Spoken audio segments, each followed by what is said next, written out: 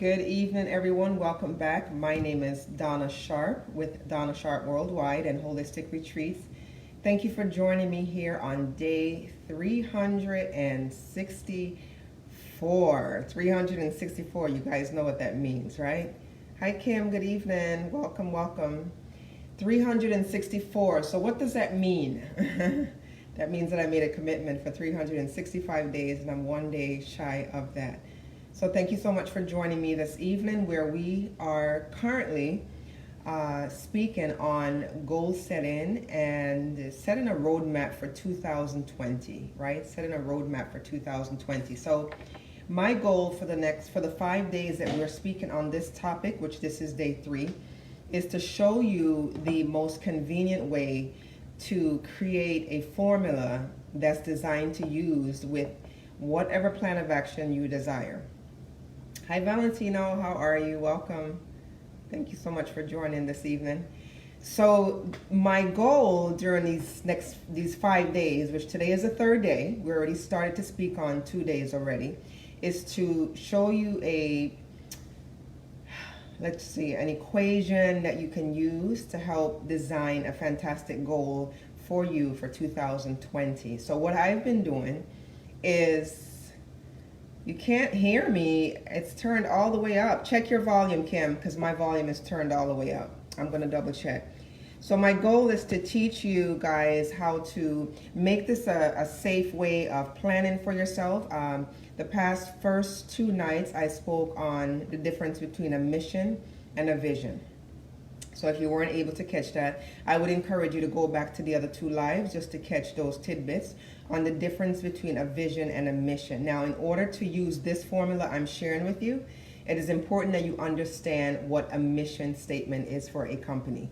All right, a mission statement can be used in any different setting. Okay, it can be used for a church, it could be used for a corporation, it could be used for your family. And so when you understand mission statement, then you'll gain a better understanding of how to take this formula and use it elsewhere.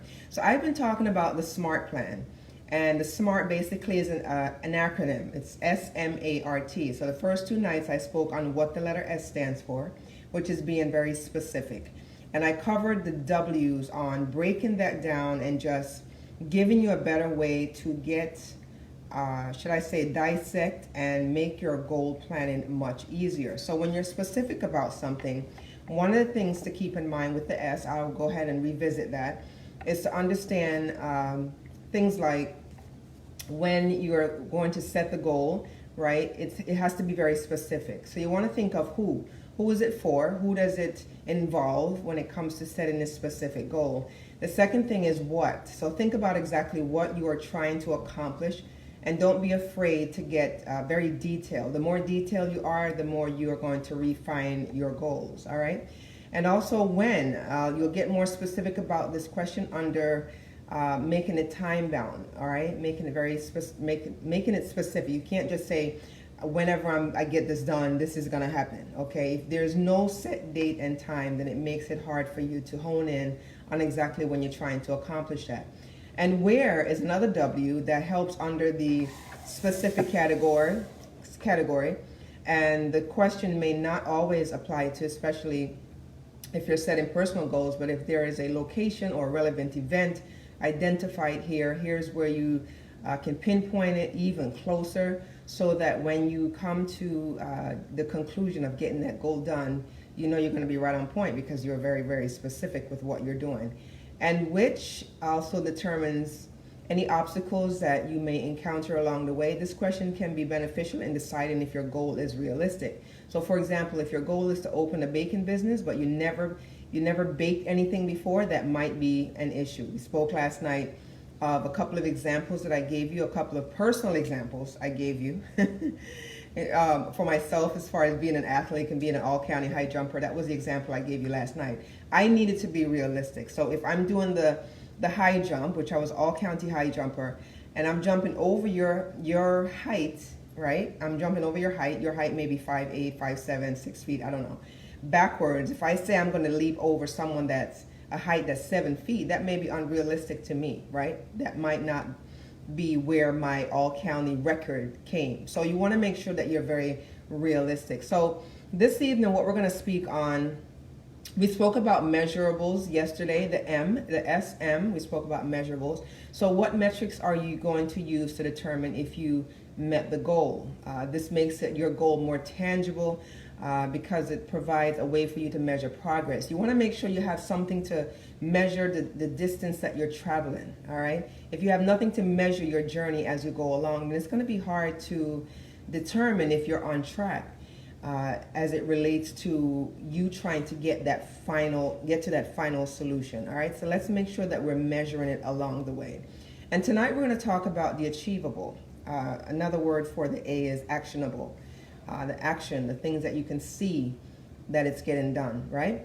So achievables this focuses on how important a goal is to you and what you can do to make it attainable.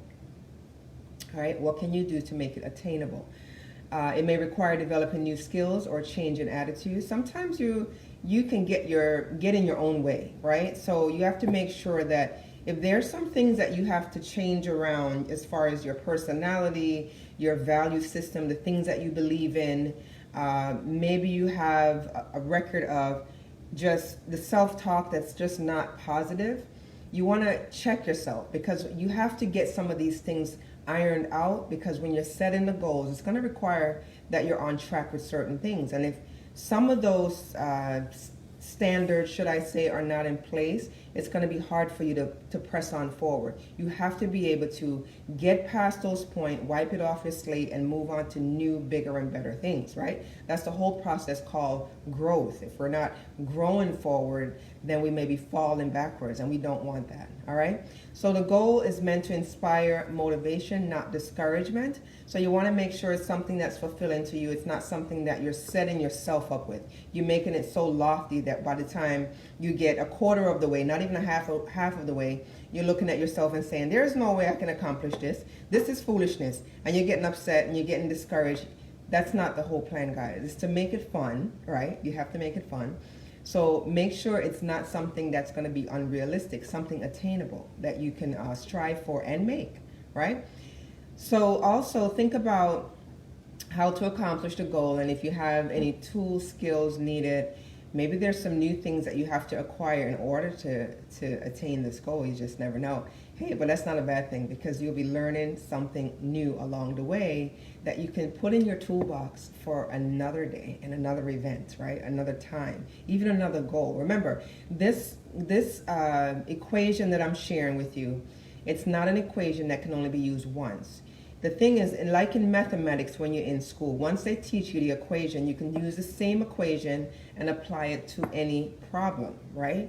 That's how this works. Once you have the formula, you take the same formula and you attach it to something else in your life that it works for, and you'll see that you can accomplish that next set of goals using the same equation. And that's exactly what this is, that SMART tool. All right. So if you don't currently possess those tools, skills, consider what it would take to attain them. So sometimes you may have to learn something brand new. You may have to take a class in something to get to the goal that you're trying to accomplish. You may have to go new places that you've never been, try new things. I don't know what it is. But in order for you to progress forward, sometimes you have to pull some new things into your life that's going to allow you a change of pace so that you can shake things up a little bit. Remember, like in fitness, you never want to plateau. You never want to make sure that you're on the same playing ground all the time, because what happens is in fitness, your body gets used to the same thing.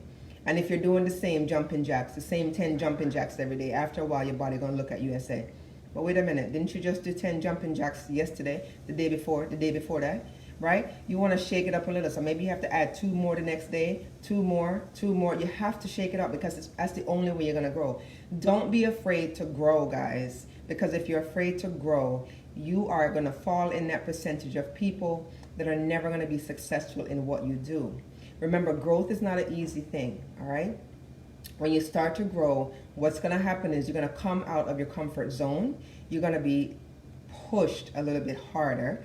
And sometimes we don't like that. Everybody likes status quo. They like to stay where they are because it's comfortable, right? They don't want to step out and try new things because they're like, oh my goodness, I have to learn something new. That means I have to study. That means I have to figure out how to apply it. And the list goes on and on. So if you're willing, you're objective, you're optimistic, you're open, and all of those fantastic things, you'll find that your goal setting process is going to be a breeze.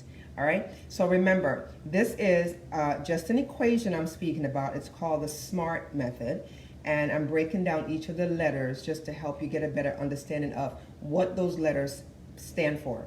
But I also encouraged you guys to make sure you get a pen and a piece of paper in front of you while I'm talking about this, because when I get to the last letter, I want to make sure that you are able to write out a SMART goal using all the components that I've been sharing with you this evening and the evenings prior, the 2 evenings prior. So already we spoke about the S, we spoke about the M, we spoke about the A tonight, right? So we're working our way down. It's S-M-A-R-T. We have 2 more to go. I'm going to speak on those other 2.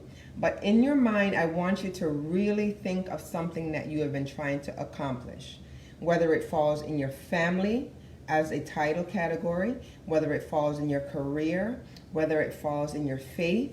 I don't know. I don't know where you are right now. Only you know that. So find out what category you have of something that you're trying to change, all right? You're trying to alter. You're trying to make better.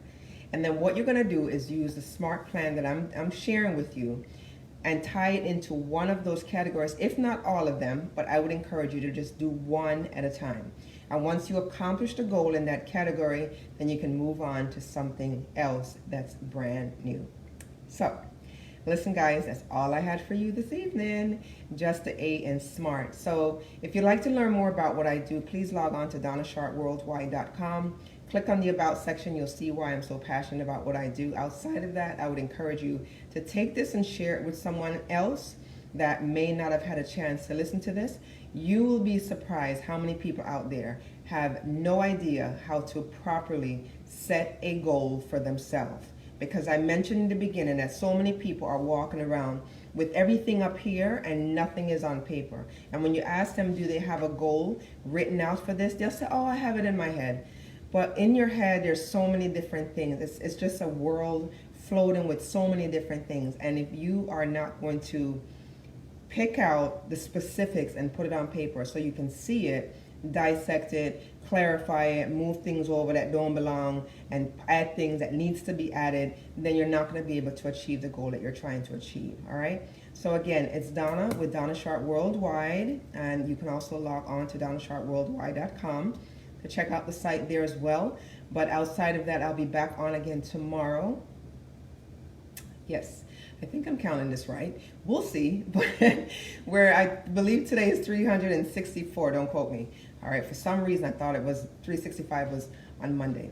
But in any event, we'll find out very soon. You'll find out very soon. And I'll be back again tomorrow too. Hi, Bodied by Bella. How are you? Welcome, welcome.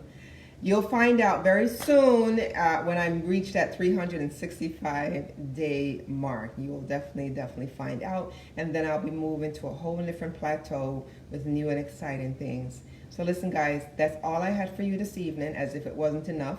Begin thinking about your goal setting for 2020. And not just that, just setting goals on a regular basis. Just get accustomed to that. It doesn't have to be a special occasion or a season for you to do that. If you see some things going haywire in your life, then it's probably time to set some goals. And when you set those goals, then you will see how things become very, very finite, and you'll get to see how many things you're able to check off your list. If you haven't been able to check things off your list, revisit what you're doing because you're not setting the goals properly. All right, Bodied by Bella, thank you so much for joining. Kim and Mr. Valentino and anyone else that may log on later on, thank you so much for joining me once again. And as always, thank you for your support. And if no one told you that they cared, please understand that I do. Have a fantastic rest of your evening, guys, and I'll see you back here again tomorrow. Ciao.